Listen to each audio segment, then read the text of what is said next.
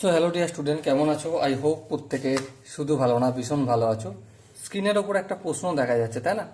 So এই প্রশ্নটা আমরা প্রথমে মন দিয়ে পড়বো, বুঝবো, তারপর অঙ্কটা করার চেষ্টা করবো। ওকে, কি বলেছে দেখো। বলেছে যে এবিসি ত্রিভুজ এবিসি এর বিই ও সি এফ মধ্যমা জি বিন্দুতে পরস্পরকে ছেদ করে এবং ইএফ রেখাংশ এজি কে ও বিন্দুতে ছেদ করে, তাহলে এও সমান কত? অপশন এ আছে 3 × ইসি, অপশন বি আছে 3 × ওজি, অপশন ডি সি আছে 3 × ওডি এবং অপশন ডি আছে 3 × জিডি। আচ্ছা, এই কোশ্চেনে যেমন বলেছে সেই অনুযায়ী আমি একটু ছবি আঁকার চেষ্টা করব। ওকে, প্রথমে কি এবিসি একটা ত্রিভুজ। ওকে, এই হলো আমাদের এ বি সি। আচ্ছা, মধ্যমা বিই। বিই মধ্যমা মানে এই এসি এর মধ্যবিন্দু হচ্ছে কি ই। সাপোজ এখানটা হচ্ছে ই বিন্দু, এই বিই মধ্যমা অঙ্কন করলাম। আবার একটা মধ্যমা কি সিএফ। সিএফ মধ্যমা মানে এবি এর মধ্যবিন্দু কি এফ, এই সিএফ মধ্যমা অঙ্কন করা হলো। ঠিক আছে, এবার যেই জায়গাটা ছেদ করেছে না, সেই জায়গাটা জি বিন্দুতে পরস্পরকে ছেদ করেছে, তার মানে এখানটার নাম হচ্ছে জি। ওকে, এবারে বিসি এর মধ্যবিন্দু কি ডি, এডি কে যুক্ত করব। হ্যাঁ, এবারে এই যে এডি বা এজি যাই বলো না কেন, ইএফ এর যে বিন্দুতে ছেদ করেছে সেটার নাম কি ও বিন্দু। তাই তো কোশ্চেনে বলেছে। এবার আমাকে নির্ণয় করতে কি হবে, এও সমান কত। ওকে, চলো নির্ণয় করব। দেখো, একটা গল্প আমি তোমাদের বলে রাখি প্রথমেই। এই যে পুরো এ বি সি এই ত্রিভুজটার প্রথম বাহু ধরছি এবি আর দ্বিতীয় বাহু ধরছি এসি। প্রথম বাহু অর্থাৎ এবি এর মধ্যবিন্দু এফ আর দ্বিতীয় বাহু এ অর্থাৎ এসি এর মধ্যবিন্দু ই। পরস্পরকে যখন যুক্ত করছি তখন তৃতীয় বাহু কোনটা বিসি, পরস্পর কি হবে সমান্তরাল হবে, আর ইএফটা হবে বিসি এর অর্ধেক হবে। এটা আমরা জানি। হ্যাঁ, ওটা লিখি। ইএফ এফই বা ইএফ যাই বলি না কেন সমান্তরাল বিসি, এটা আমরা প্রথমে লিখে রাখলাম। ওকে, লিখে রাখলাম, কোনো প্রবলেম না। এবার দেখো এ বি ডি ত্রিভুজ, এ বি ডি এর এই যে এ বি ডি এই ত্রিভুজটা, এই যে এফ বিন্দুটা রয়েছে এফটা, এই এফটা যতটা এ বিটাও ততটা। কারণ অঙ্কন করবার সময় আমি বলে গেছি যে এফটা হচ্ছে এ বি এর মধ্যবিন্দু। তাহলে A F use to B F equal to 1:1 বলতে পারি, মানে ইকুয়াল। হ্যাঁ, বলতে পারি, কোনো অসুবিধা নেই। কারণ হিসেবে কি দেখাতে পারি যে এফ হচ্ছে এ বি এর মধ্যবিন্দু, যেটা আমি বলে দিলাম সেটাই লিখতে পারি, তাই না?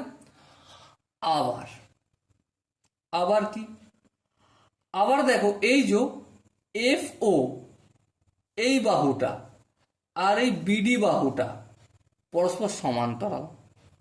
বিডি বাহু সমান্তরাল এফ ও। কেন সমান্তরাল? দেখো দেখো এই যে বিডি বাহুটা বিসি এর একটা ক্ষুদ্রতম অংশ। হ্যাঁ, আবার এফ ওটা এফ ই এর একটা ক্ষুদ্রাংশ। তাহলে বড় অংশগুলো যদি সমান্তরাল হয় তাহলে ছোট অংশগুলো তো সমান্তরাল হবেই। নো প্রবলেম, এখানটা তো বুঝতে আই হোপ কারো অসুবিধা হবে না। এরপর দেখো এ ওটা, এ O is to O D. এবার প্রশ্ন হচ্ছে কেন এই অংশটা আর ওডিটা, এ ওটার ওডিটা ইকুয়াল হবে কেন? আমি ইকুয়ালটাই লিখছি, তারপরে লাইনে লিখব A O is to O D equal to 1:1, মানে দুটোই ইকুয়াল। কেন হলো? এর জন্য আমরা মধ্যবিন্দু সংকেত উপপাদ্য কি শিখেছি যে এই বাহুটা যদি আর এই বাহুটা এখানটা যতটা, এখানটা যদি এখানটার দূরত্ব যদি এক্স হয় আর এখানটার দূরত্ব যদি ওয়াই হয়, আর এই বাহুটা আর এই বাহুটা যদি সমান্তরাল হয়, তাহলে এখানটাও এক্স হবে, এখানটাও ওয়াই হবে, এটা আমরা জানি। হ্যাঁ, সেই জন্যই এইটা ইজ টু এইটা আর এইটা ইজ টু এইটা করলাম, তাই না? তার মানে এখানটা যতটা ততটা এখানটা, আবার এখানটা যতটা ততটা এখানটা। আবার এখানটা যদি এক্স হয় আর এখানটার ওয়াই এর বদলে যদি এক্সই হয়, ঠিক আছে, তাহলে এখানটা যদি এক্স হয় তাহলে এখানটাও নিশ্চয়ই এক্সই হবে ওয়াই এর বদলে। কারণ এখানটা এক্স কি করে বুঝি, এখানটা দেখো 1 আর এখানটাও 1 ভাগ, এখানটা অর্ধেক আর এখানটা অর্ধেক, আর এই বাহুটা আর এই বাহুটা সমান্তরাল, তাহলে এখানটাও 1 ভাগ আর এই ওডিটাও 1 ভাগ হবে। বুঝতে কি পারলাম?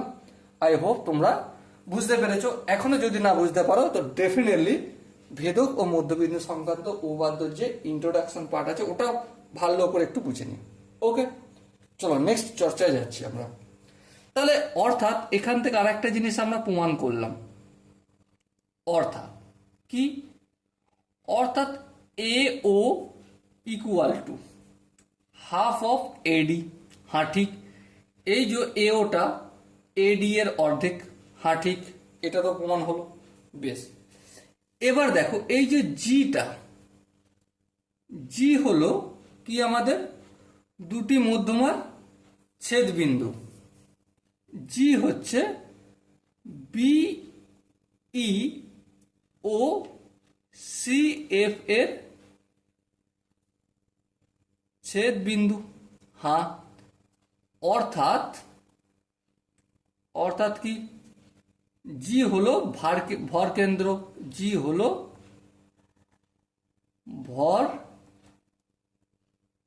কেন্দ্র। হ্যাঁ, এর ভর কেন্দ্রের সঙ্গে সম্পর্ক কি? এ জি ইকুয়াল টু 2/3 এডি, সম্পর্ক এটাই। হ্যাঁ ঠিক, লিখলাম। এবার আমি কি করব, এজি সমান কি? এজি সমান এও প্লাস ওজি। হ্যাঁ, এও প্লাস ওজি লিখলাম। দেখো এখানে দেখতে পাচ্ছ তো, এ থেকে জি পর্যন্ত রেখাটা মানে এই রেখাটা আর এই রেখাটা, এও প্লাস ওজি। হ্যাঁ ঠিক। এবার 2/3 এডি মানে কি? এডিটা এই 1-2 যদি এগিয়ে পাঠাই 2 ইন্টু এও। হ্যাঁ, 2 ইন্টু এও, তার মানে A O plus O G equal to 4 AO by 3। হ্যাঁ ঠিক। এবার দেখো ওজি সমান কি? ওজি সমান যদি ও এটা এদিকে আনে তাহলে মাইনাস হবে 4 এও বাই 3 মাইনাস এও। সেটা একটু লসাগু 3 হবে, 3কে 3 দিয়ে ভাগ করলে 1, 1কে 4 এও দিয়ে গুণ করলে 4 এও মাইনাস 3 এও। ওকে, তো আলটিমেট কি পেলাম? 4 এও থেকে 3টে এও বাদ দিলে একটা এও আর নিচে 3, আর এটা হচ্ছে ওজিটা এদিকে রইল। এদিকে 3টা পাঠালে কি হয়ে যাবে? 3 into O G equal to AO. বলো বোঝা কি গেল?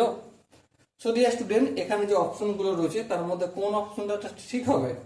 Obviously option B is the right option. So dear student, I hope এই কোশ্চেনের প্রতিটা স্টেপ বোঝা গেছে। যদি কোনো স্টেপ বুঝতে অসুবিধা থাকে, ডাউট থাকে বা কনফিউশন থাকে, তাহলে কি করতে হবে? কমেন্টে অবশ্যই জানাতে হবে। ওকে, সো ডিয়ার স্টুডেন্ট, দেখা হচ্ছে পরবর্তী সেশনে। ততক্ষণ পর্যন্ত ভালো থেকো, সুস্থ থেকো এবং জয় হিন্দ।